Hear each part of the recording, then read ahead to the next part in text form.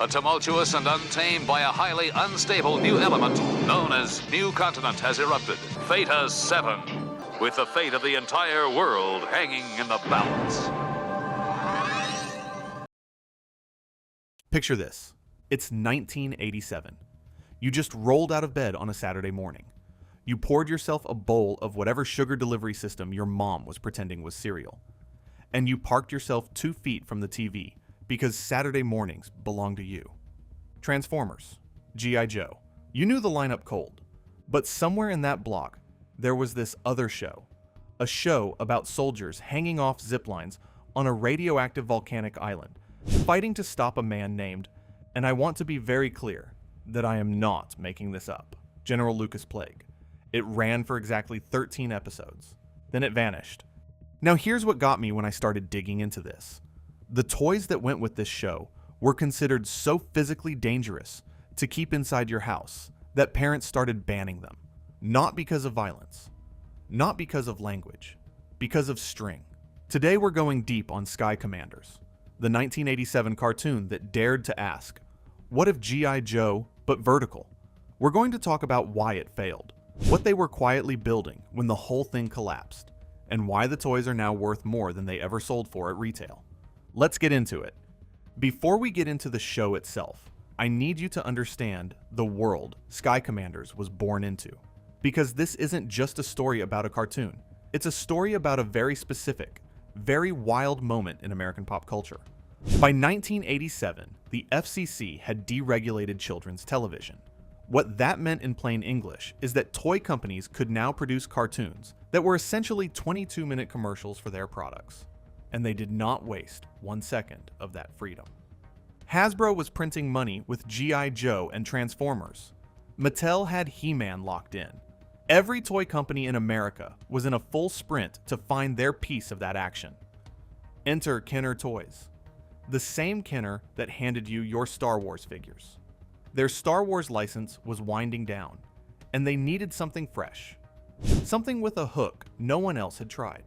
And somewhere in a product meeting, somebody said, what if the toys use zip lines? That was the entire differentiator. While every other toy line had you moving vehicles left and right across the floor, Kenner wanted to go up. They would own the vertical axis of play. They paired up with Hanna-Barbera Productions for animation and Toei Animation in Japan for the heavy mechanical sequences. The franchise launched in July of 1987, and for about 11 weeks, it felt like it might actually work. It did not. The World, The High Frontier, and Theta 7. Now, before we get into why this thing collapsed, and it does collapse spectacularly, I need you to understand how committed these writers were to their concept. Because the show's premise is genuinely insane. And I mean that as a compliment. Here is the setup. A brand new continent erupts from the floor of the South Pacific Ocean. Not because of a volcano, because of a newly discovered radioactive element called Theta 7. In some marketing materials, call it Theta 7, which sounds even more dramatic, but the show mostly goes with Theta 7. Theta 7 is the ultimate energy source. The opening narration literally tells you, every single episode, that whoever controls it will be the undisputed ruler of the world. That is not subtle framing. That is a supervillain's mission statement read aloud to children eating Cocoa Puffs. But here is where the writers were actually clever. Theta 7 is so unstable it can only be safely handled at temperatures at or below -200 degrees Fahrenheit. The ground of this new continent is riddled with constant landslides, tectonic tremors they called terminal temblors, and, my personal favorite detail in this entire story, a menagerie of horrific creatures mutated by long-term radiation exposure. So the ground is physically impossible to traverse, which means everybody has to operate from above, which means zip lines. There it is. The entire toy gimmick justified by the world building. You have to respect the commitment. Leading the good guys is General Mike Summit. That is his actual name, Summit. The 1980s had zero interest in subtlety when naming its heroes. And leading the villains, General Lucas Plague, a man so committed to his brand that he named himself after a pandemic. His whole deal isn't ideology or revenge. He's a pure opportunist who wants to weaponize Theta 7 for global domination. Old school cartoon evil. Clean, simple, effective. Kenner was not kidding around with this gimmick. They put serious engineering investment into making it work. The core of the toy line was what they called the Power Band system. Every character came with a specialized backpack with its own tactical function. General Summit had the Rollerball backpack. Scout character R.J. Scott had the Geyser Attack pack. Villain Raider Wrath had the Cable Raider backpack. These weren't just accessories. The backpacks had internal spools that could deploy nylon string and lock onto a line in motion. The vehicles, the Vector Command Hub, the Jackal Raider, the Flexwing, had what Kenner called sky grip hooks. These used the vehicle's own center of mass to clamp onto a line and hold position even during a rapid descent. In theory, you could string zip lines all over your bedroom, tie off to the bedpost, run one to the door handle, stretch one across the hallway. Figures and vehicles sliding through your room like a tiny military operation conducted at altitude. In theory. Because here is where a genuinely innovative idea runs face first into the wall of real life. Parents absolutely hated it. Not the concept, the physical string. Reports started flooding in almost immediately. Parents described their living rooms as warfare spiderwebs. Neon nylon lines crisscrossing every room at exactly the right height to catch an adult's shin at 2 in the morning. Once a knot formed in a line, and it always did, the sky grip hooks couldn't slide, and the entire set became non-functional. And then there was the setup time. G.I. Joe gave you instant gratification. Open the package, you're playing. Sky Commanders required you to tie knots, test tension, and locate anchor points before a single figure moved. By the time the setup was done, a lot of kids had already mentally checked out. Behind the curtain, the production nobody talks about. Hanna-Barbera produced Sky Commanders, and by 1987, Hanna-Barbera had a well-earned reputation. Critics had been calling their style illustrated radio for years. Animation so limited, you might as well be listening to a radio drama. Sky Commanders needed something different. It needed to show cables under tension, pulley systems, vehicles locking onto zip lines at speed. So Hanna-Barbera brought in Toei Animation from Japan to handle the complex action sequences. But here's the wrinkle. Longtime Hanna-Barbera animators, guys who had spent their entire careers drawing Yogi Bear and Scooby-Doo, were reportedly completely out of their depth when faced with gritty, realistic military action on a geologically unstable island.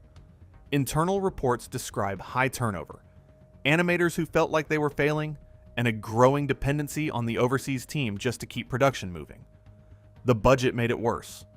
5-minute segments were being produced for as little as $3,000. A theatrical animation, short from the same era, could cost upward of $35,000 for 7 minutes. Corners were getting cut everywhere. The workaround? Have your characters hang on cables and deliver exposition, which, accidentally or not, is completely on brand for a show where nobody can stand on the ground anyway. The series ran 13 episodes, July 5th through September 27th, 1987.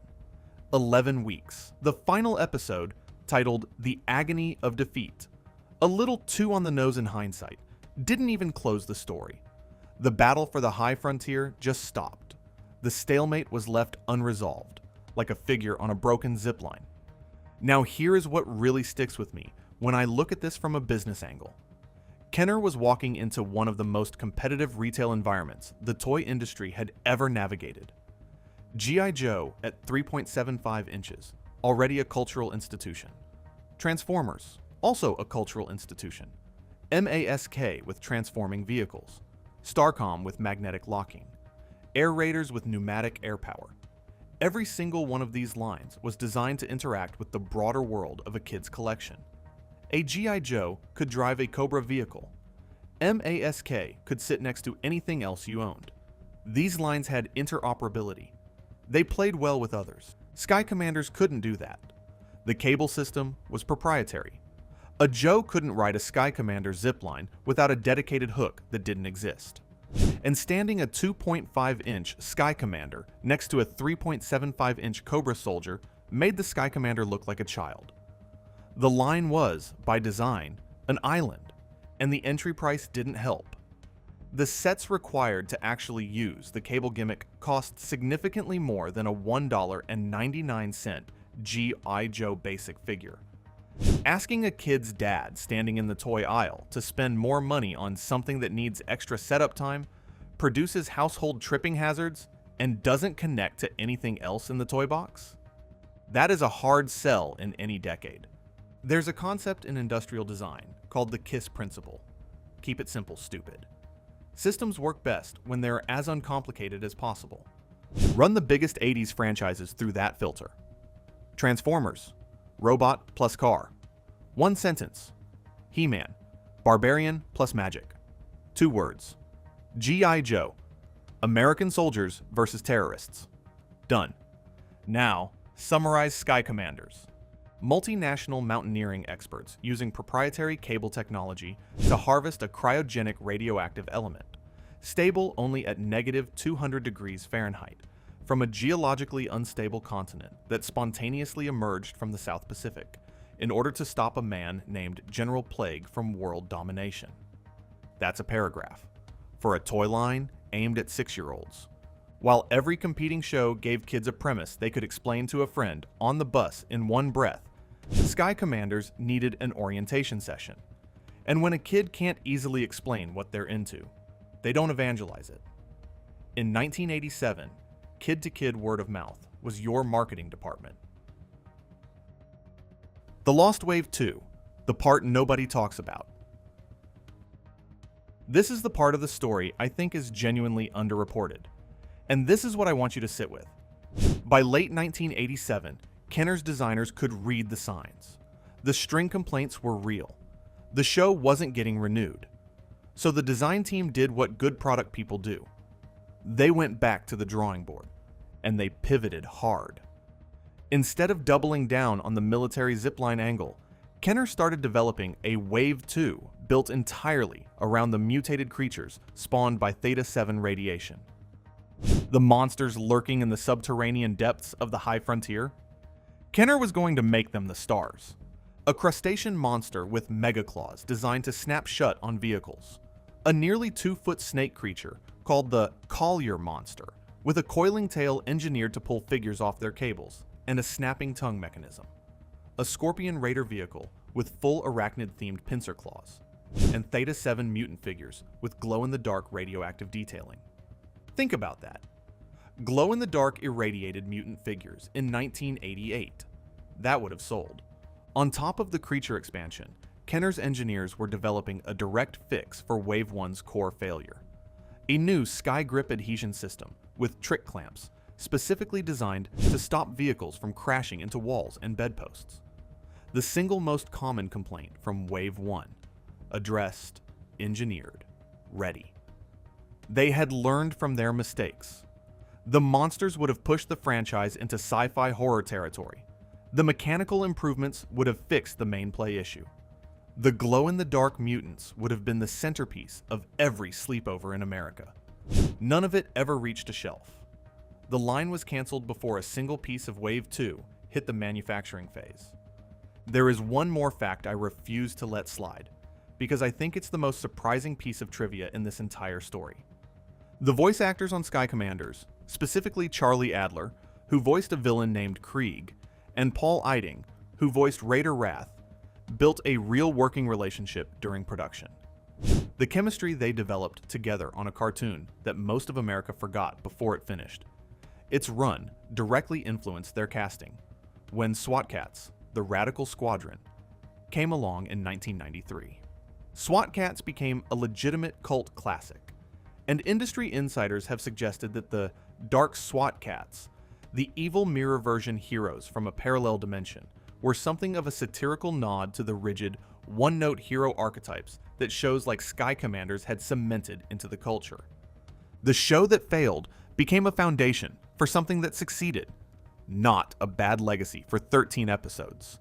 Now here's the final irony of the entire Sky Commander story. The very thing that destroyed the toy line is the exact same reason surviving toys are worth serious money today: the string. Because so many sets were destroyed by tangled lines, thrown out by frustrated parents, or stripped of accessories over the years, finding a truly complete set is genuinely difficult. The Vector Command playset requires all 4 original spools, and the original yellow line to be considered complete. A loose one in solid shape goes for $250 to $350 today. Mint in a sealed box, over $800.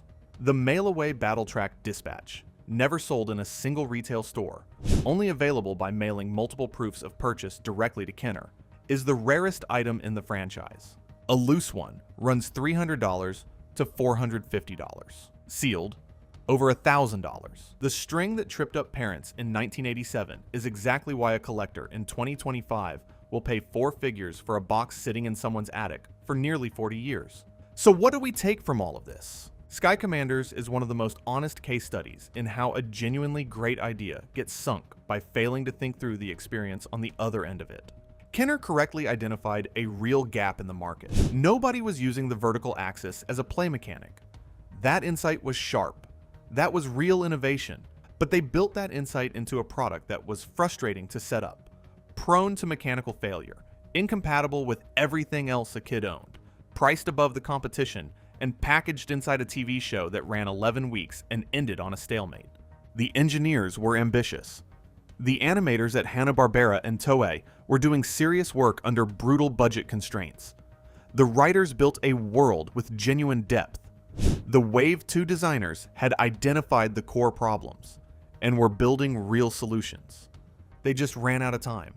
And that is what makes Sky Commanders more interesting to me than a lot of franchises that did survive, because the failures reveal more than the successes do. When something collapses this completely, you can trace exactly where the seams were. If you were standing in a toy aisle in 1987, this thing was right there on the shelf. Maybe you picked it up and put it back.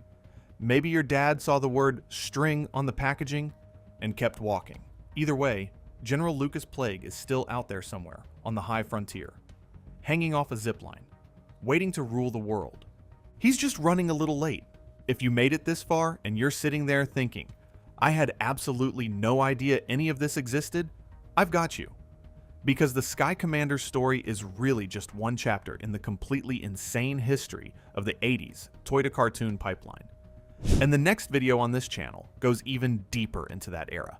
If forgotten franchises, lost toy lines, and the behind-the-scenes stories of the cartoons you grew up watching are your thing, hit subscribe, because that is exactly what we do here.